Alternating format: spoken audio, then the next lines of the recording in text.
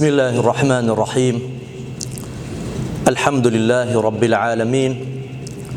والصلاة والسلام على نبينا محمد الأمين وعلى آله وصحبه أجمعين اللهم لك الحمد حتى ترضى ولك الحمد إذا رضيت ولك الحمد بعد الرضا مسلمانانی عزیز سلام و رحمت و مهربانی خوای گەورەتان لێبێ خوای پەروەردگار خواپەرستی و بەندایەتی لە هەموو لایە قبول بفەرمێ ئینشاء الله. سوپاس بۆ خوا لە ئەڵقەیەکی تری زنجیرە باسەکانمان لەژێر ناونیشانی میهرەبانتر لە میهرەبانی بە خزمەت ئێوەی بەڕێز و خۆشەویست گەیشتینەوە. هەڵبەت لە ئەڵقەی ڕابردوو باسمان لەوە کرد لەژێر ناونیشانی پێغەمبەری خوا صلی الله عليه وسلم و ترس لە زوڵم و ستەم. وتمان پێغەمبەری خوا سەلامی خوا لەسەر بێ هەم خۆی لە زوڵم و ستەم ترساوە، زوڵمی ئەنجام نەداوە و هەمیش مسلمانان و شوێنکەوتوانی خۆی ئاگادار کردوتەوە لە بابەتی زوڵم و ستەم کە ناکرێ مسلمان زوڵم بکاتن، چونکە الظلم ظلمات يوم القيامة. زوڵم ئەبێتە تاریکایی لە ڕۆژی دواییە. پەروەردگار پەردەی لە نێوان خۆی و نزا و دوعا و تووچی ستەم لێکرا و هەڵگرتووە. دوعا و نزای ستەم لێکراوان قبوڵە، زوو بێ یان درەنگ بێ. بەڕێزانم، زوڵم بریتە لە ڕاگەیاندنی بە هیلاکچوونی هەر ئومەتێک، هەر کۆمەلگایەک، هەر ئومەتێک کە زوڵم و ستەم لە نێوی بڵاو بوویەوە سەری هەڵدا، نیشانەی بە هیلاکچوونی ئەو ئومەتەیە. ئەوە قورئان پێمان ئەڵێ بڕۆن سەیر و مێژووی ئومەتان و میلەتانی ڕابردوو بکەن کە قورئان بۆی باس کردوون. گەورەترین هۆکاری لە نێوچوونیان زوڵم و ستەم بووە. قورئان ئەفەرمێ لە سوورەتی ئەلکەهف ئایەتی 59 وتلك القرى أهلكناهم لما ظلموا وجعلنا لمهلكهم موعدا. ئەو ئاوەدانیانەی کە بە هیلاکمان بردن، چ کاتێک بە هیلاکمان بردن؟ لەما ظەلەموا، لە کاتێک کە زوڵم و ستەمیان کرد و بۆ ڕۆژی کاتی بە هیلاک بردنیشان بەڵێن و شوێن و کاتی خۆمان بۆ دانان. یاخود خوای گەورە لە سوورەتی ئەلعنکەبوت ئایەتی 14 فەرمێ ولقد أرسلنا نوحا إلى قومه. پێغەمبەر نوح سەلامی خوا لەسەر بێ ڕەوانەمان کرد بۆ لای گەلەکەی فلبث فيهم 1000 سنة إلا 50 عاما. 1000 ساڵ لە نێویان مایەوە تەنها 50 نەبێ، واتە 950 ساڵی ڕەبەق دەعوە و بانگەوازی گەلەکەی خۆی کرد مایەوە لە نێو گەلەکەی خۆی. فأخذهم الطوفان وهم ظالمون. خوای پەروەردگار بەهۆی تۆفان لە نێوی بردن لە کاتێکە ستەمکار بوون بە مرۆڤی ستەمکار. 950 ساڵ دەعوە و بانگەوازی کردووە، خوای پەروەردگار دەرفەتی پێداون، سەبری لەسەر گرتوون، بەڵام کە زوڵم و ستەمەکان گەیشتە کۆتاییەکەی خوای گەورە بە تۆفان لە نێوی بردوونە. کەواتە لێرەش خوای گەورە باسی زوڵم ئەکا کە ئەوان زاڵم بوونە. پێشەوا ئیبن تەیمیە ڕەحمەتی خوای لێ بێ فەرمێ خەڵکی هەموویان یەکڕان، هەموو خەڵکی ڕێیەکڕایە لەسەر ئەوەی کە عاقبة الظلم وخيمة وعاقبة العدل كريمة. دوا ڕۆژی زوڵم و ستەم چارەڕۆژێکی ڕەشە. زوڵم تاریکایی لێ دروستە بێ و لە نێوچوون و بە هیلاکچوونی لە دوادا دێ، بەڵام عەدالەت چارەنووسێکی بەڕێزی هەیە. هەمیشە لە عەدالەت ئینسان ئەتوانێت باشتر بژێ و بەردەوامتر بێ و خوای گەورە دەرفەتی زیاتری پێداتن. ئەهان سەیرکاڵێ بۆیە ئەگێڕدراوەتەوە، ئەڵێن إن الله ينصر الدولة العادلة وإن كانت كافرة ولا ينصر الدولة الظالمة ولو كانت مؤمنة. خوای گەورە دەوڵەتێکی عادل سەری ئەخا، دەستی ئەدا، برەوی پێ ئەدا، بەردەوامی پێ ئەدا ئەگەر کافریش بێ. ئەگەر دەوڵەتەکە کافریش بێ مادام عادلە لەگەڵ خەڵکی خۆیان، خوای گەورە دەرفەتی پێ ئەدا، پشتی ئەگرێ. بەڵام دەوڵەت ئەگەر زاڵم بۆ، ئەگەر ئیمانداریش بێ، خوا پشتی ناگرێت. ئەوە جێڕدراوەتەوە بەڕێزانم. پێشەوا ئیبن تەیمیە ئەفەرمێ ڕەحمەتی خوای لێ بێ. بۆیە خوای گەورە چونکە زوڵم ئەوەندە مەترسیدارە، یەکەم شت زوڵمی لە خۆی حرام کردووە. خوا یەکەم جار زوڵمی لە خۆی حرام کردووە و دوایەش لەنێو ئێمە مسلمانان و ئینسانەکان و بەندەکان حرامی کردووە. خوای گەورە لە فەرمودەیەکی قودسیە فەرمێ كإمام مسلم بما أجرتوا أفرمي يا عبادي إني حرمت الظلم على نفسي وجعلته بينكم محرما فلا تظلموا أي بند كان من ظلم لكم حرام كردوا سيد كان قرآن لسن شوينا أفرمي خوا ظلمتان لناك خوا ظالم نية ظلم لكم حرام كردوا لني وإيوشم لإيوة حرام كردوا بوي الظلم ليكتر مكان استم ليكتر مكان لا صحيحين واتبخاري مسلم هاتوها كإن الله لا يملي للظالم خوا مولت دا مولتي ظالم دا بو ما بيك بلام حتى كاتي خويدا حتى إذا أخذه لم يفلته كاتك كبرياري خواهات لدستي خوا نجاتي نابت بويا پیغمبر عليه الصلاة والسلام دواي أو فرموي أو آتي خويندوا وكذلك أخذ ربك إذا أخذ القرى وهي ظالمة إن أخذه أليم شديد قلتني خوا وسزاي خوا هرواية كاتي آودانيك ولاتو شارك سزايان أدو أيان قريك كالظالمن براسي قرتنو سزاي خوا هجقارتوندو بدجواره بويا پیغمبرش عليه الصلاة والسلام أمشقاري أي كردن أي فرمو المسلم أخو المسلم لا يظلمه ولا يسلمه مسلمان براي مسلمانه ظلم يستمي لناك وتسليمي دجمني ناكات لصحيحين بهماشي وهاتوها فرمي هر كسك من ظلم قيد شبر من الأرض هر كس بقد يكبس للزوي ظلم بكاتن يكبس للزوي لمسلمان يداقير كي ظلم لك طوق من 7 أراضين لحفظ زوي توقع درية بيغمبر إخوة فرمي السلام إخوة لسلم وهروها برزانم خواهي قورا نفرتي لظالمان كردو لعنة نفرت بوتاواني قوريا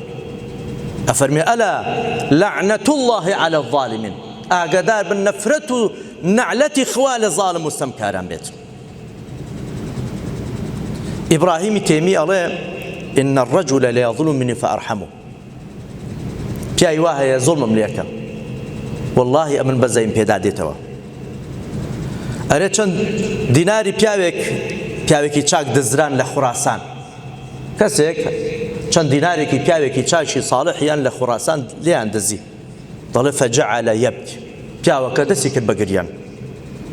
فضەیل بینی پێی فەرموو لیمە تەبکی بۆچی دەگریت ئەڵێ وا تێگەیشتی من لەبەر دینارەکانی خۆم ئەگرم نەوەڵڵاهی ذەکەرت أن الله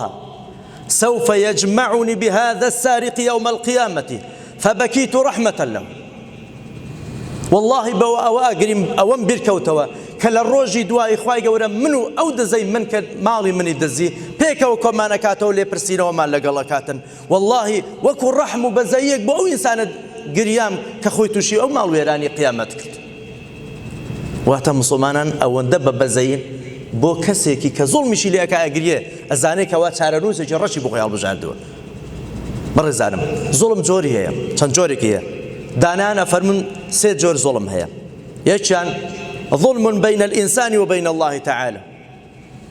زوڵمێکە لە نێوان خۆت و خوا جەل جەلالوه خوا پەنامام بدە گەورەترین زوڵمیش کە ئینسان لە نێوان خۆ و خوا ئەنجامێدا یەکیان الکوفر خوا پەنامام بدە بێباوەڕیە کافریە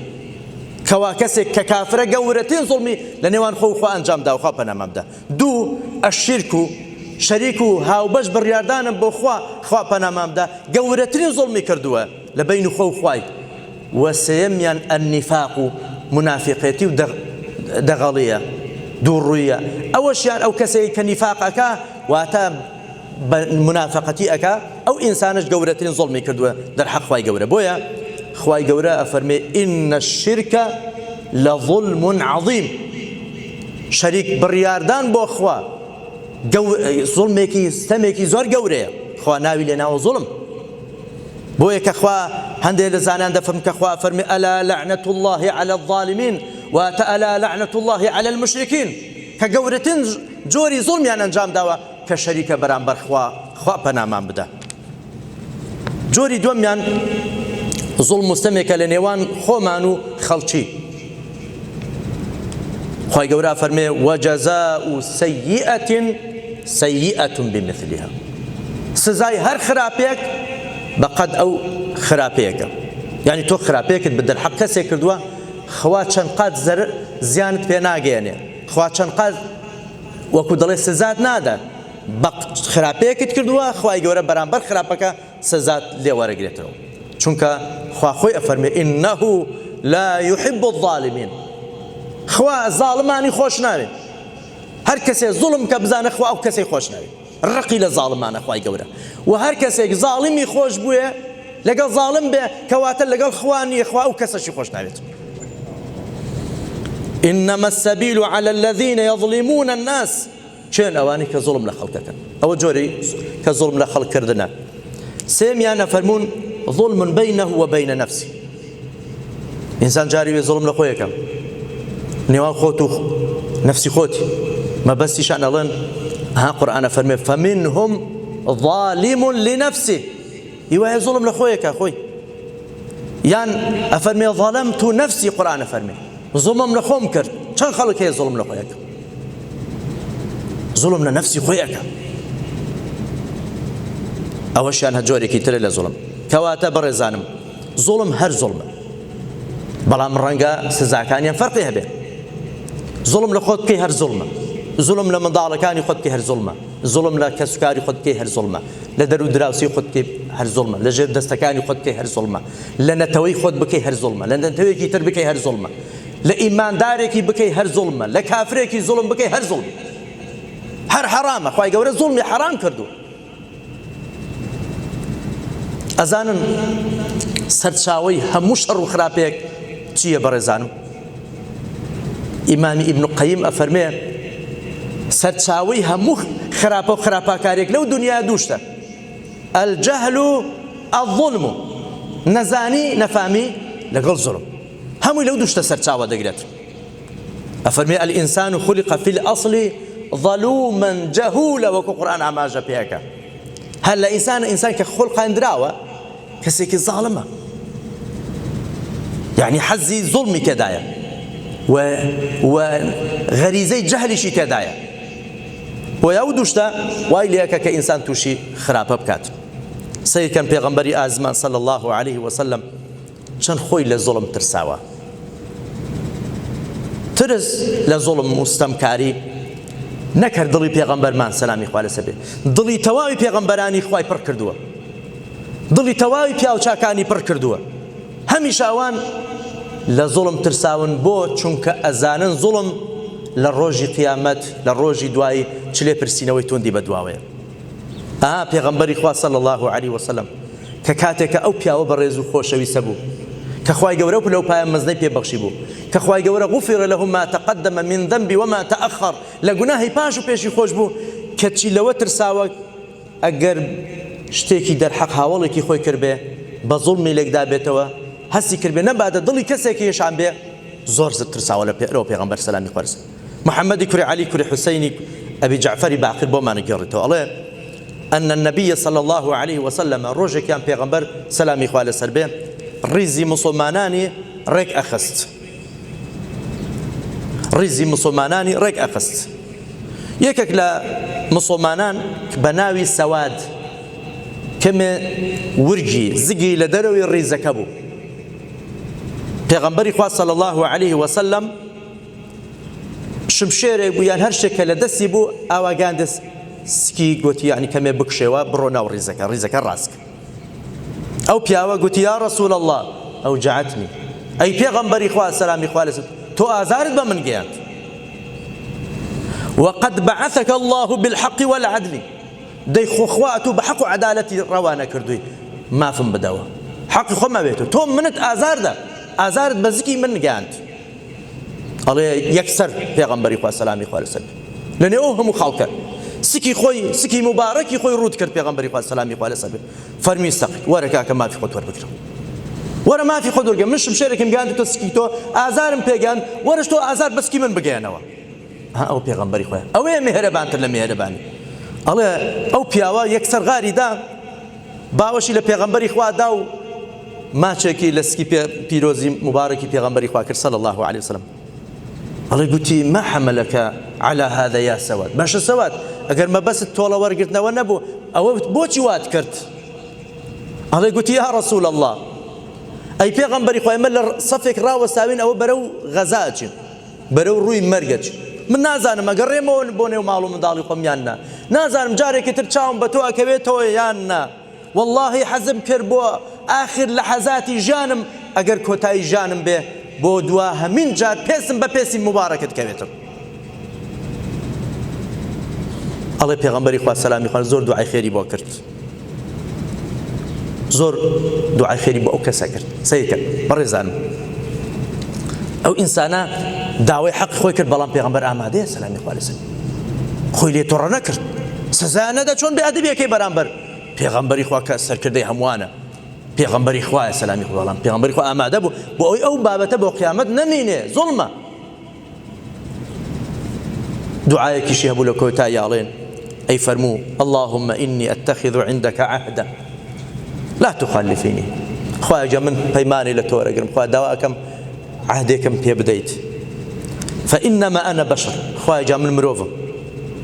فأيما مؤمن آذيته هر إيمان دارك روجك لروجان أزيتكم بيجاندو أو شتمتو يان قسيك ناقوش وجنيوك شتيكم بيقود به أو جلتو يان لدانكم ليدابيته أو لعنتو يان نفرتكم ليكر بخوايا فاجعله له صلاة وزكاة وقربة بها إليك يوم القيامة خوايا بوي بكي بنويج بوي بكي